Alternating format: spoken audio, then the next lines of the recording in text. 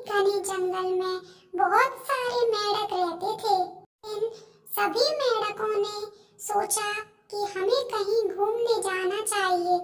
तभी एक मेंढक बोलता है, क्यों ना हम दूसरे वाले जंगल में घूमने चलें। तभी सारे मेंढक बोले, हाँ ठीक है, हम दूसरे जंगल में घूमने चलते हैं। सभी लोग मिलकर जैसे ही दूसरे जंगल में घूमने गए, वहां उन लोगों ने देखा कि बहुत सुंदर सुंदर तरह तरह के फूल खिले हुए हैं और बहुत सारे पक्षी भी हैं। नज़ारों का मजा लेते हुए सारे मेंढक आगे बढ़ रहे थे।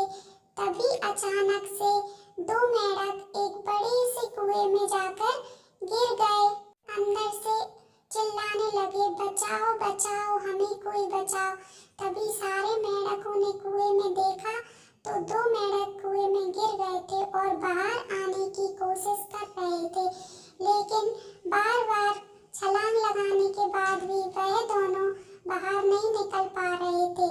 तभी बाहर खड़े हुए मेंढक आपस में बात करते हैं कि दोनों का बाहर निकलना बहुत मुश्किल है, शायद ही यह लोग बाहर निकल पाएंगे। बाहर खड़े मेंढकों की बात सुनकर अंदर कुएं के मेंढक बहुत उदास हुए। बाहर खड़ा एक मेंढक उनसे कहता है, तुम्हारा प्रयास करना व्यर्थ है, तुम कभी भी अब यहाँ से बाहर नहीं निकल पाओगे। तभी एक मेंढक उसकी बात सुनकर निराश हो गया और उसने अपने प्राण त्याग दिए। लेकिन दूसरा मेंढक प्रयत्न करते रहा और वह बार बार छलांग लगाता और नीचे गिरता, लेकिन उसने अपना प्रयास जारी रखा। अंत में उसने लंबी छलांग लगाई और कुएं से बाहर आ गया। बाहर आता देखकर कुएं के बाहर खड़े सारे मेंढक बहुत हैरान हुए और उन सब ने उस मेंढक से पूछा कि तुम बाहर कैसे आ गए।